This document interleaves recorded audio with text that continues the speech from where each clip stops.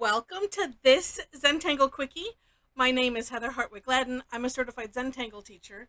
And today we're going to take a look at the Tangle Mountain from CZT Ginny Lu. Lost my voice for a second. This is a neat border tangle. I've seen some other things that are similar, and we'll explore those at some point. But I like the way Ginny has this laid out. I did, though, I will tell you, I modified the step outs for me. So maybe they will help you too. I don't know, but do give them a look. This one starts off with, I mean, your line. I'm going to make mine just a little wavy because I want to. Oops, let's make that go. All right. And then what I decided, be, just because it was like, I don't, how do I word this? I say respectfully. It was too many steps in the second step for me. So what I decided to do is thinking about it for a while, I'm like, what if I started it off like doodah, and that one. So I'm going to start just in the middle, and so I'm going to draw a straight line, and for this one you can stop it wherever you want. I'm just going to come this shy of the opposite line, and then I'm going to leave a bit of space. Now in doodah you would maybe make it closer together, so this would be, but it's the same concept. That's where my brain was going, and so let's leave this much room, and actually sometimes it's better if I just do it this way, and attempting to leave similar amount of space. And I think this is what I was concerned with personally, because it's like, well, I mean, because you could do this and do the whole setup and then go, but I thought, well, this way you can almost set it up so there's it's spread out evenly in the border. In the end, it doesn't matter. I just thought this made it easier for me, so there we go. I didn't need to give the big explanation. But I don't know. I needed to justify it.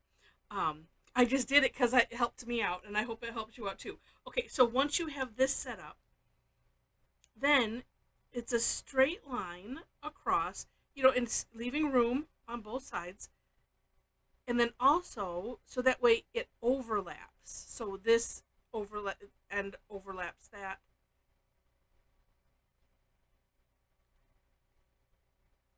All right, and then this one doesn't have a line, but let's see, the line would probably come to about there, and then from that we would just come down,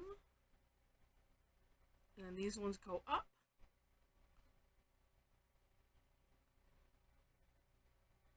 like so. And I mean, it's I like doing things. If I figure if it helps me, it's going to help somebody else. And if I get a tad bit frustrated because it's like, yes, but I don't know how to do that. If it's just because it was the whole T and the side things, and not that I couldn't, not that you can't figure it out, but at the same time, that's the reason we have step outs. So anyway, I hope that helps. If but take a look at the for more inspiration link so you can see not only Ginny's step out, her beautiful work, and the lovely example, her inspiration for mountain, and it's just really, really nice. Now, one thing that I like that I see, because always we get to play, and I like this that Linda did in her thumbnail example, and as well it looks like Ginny sort of did in her sample, and I'm going to do it on mine because I just feel like it needs it, and that's to make, you can make this a double line, so just kind of aura-ing it.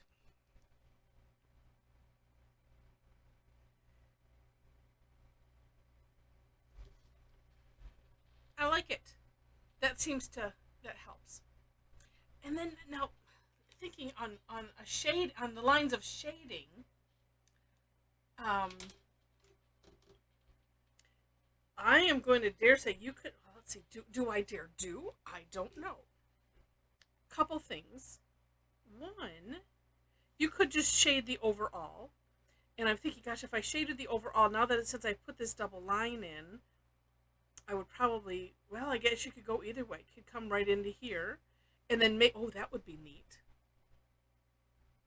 Okay, let's just do that. The other thing I was thinking, and you could have fun with the shapes. But let's do this. I will leave that to you to play with. But let's just do this. You know, and that's what is so fun with Zentangle is all of this play. And also, you know, that's why I also like to be light and fun, and all of the classes and sessions that I do, we do that because it's all about play, it's all about fun, and sometimes we just really have to work to not take ourselves all too seriously, and so the laughter and fun helps. So, you know, I will add this: if you have not joined me yet, or if you're looking for like, yes, I want to have that kind of fun, join us online. I do sessions twice weekly, Tuesdays and Thursdays. That's my time. I'm in Michigan, because we have people from all across the globe. So for some, it's, you know, it's Wednesday or Friday, just depends on where you're at. Oh,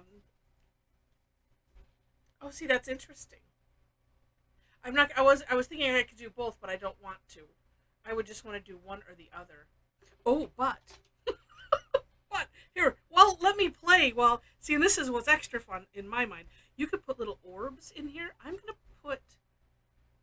Oh, you know, I was gonna do little line. Oh no, I'm gonna do little lines. I have a different idea. This is, I mean, what I like about Zentangle. It's almost like it's the same reason that I like brainstorming sessions, because it's so fun to just let your brain open up and not worry about anything, and just, you know, throw your ideas out there. Just try. And I would always get I do always get frustrated in a proper brainstorming session when you have somebody that really doesn't understand brainstorming and they're critiquing what you say, and you're like, that's not how you're supposed to do this. And this is like, you know, brainstorming session for one. I can just sit and I'm like, oh, and I can just do it, and then I don't have to, you know, have anybody throwing, you know, water on my idea. You know, if it doesn't pan out, it doesn't pan out. It's okay. But this is what's so fun, and because there's no such thing as a mistake in Zentangle, then there's no water throwing on anything. It's just, oh, well, that didn't quite work out. Well, what else can we do with it? It's so much fun. I just came up with that analogy just now as we were talking. Oh, see, that looks neat just on itself. But if you wanted to add more of a contrast, and this is where my brain was going, then we can fill in every other one.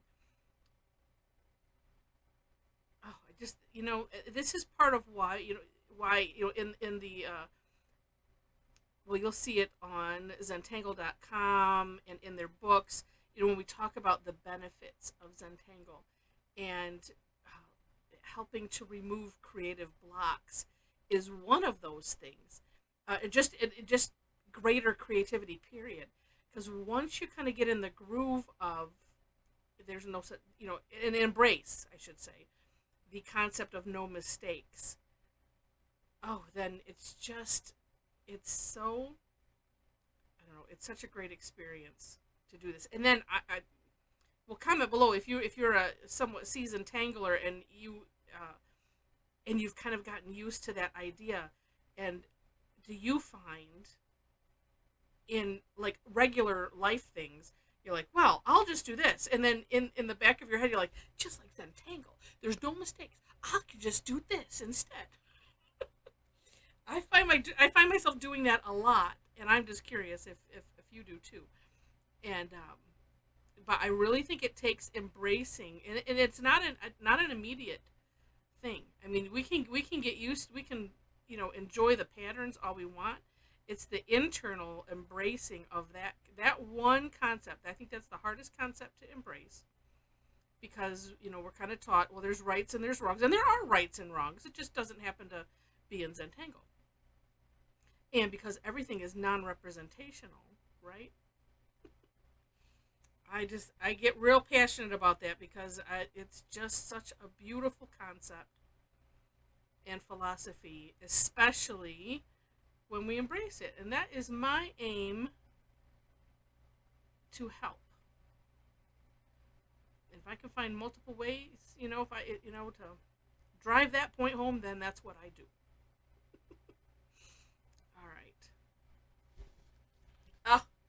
And now it kind of looks like a film strip, but that's okay.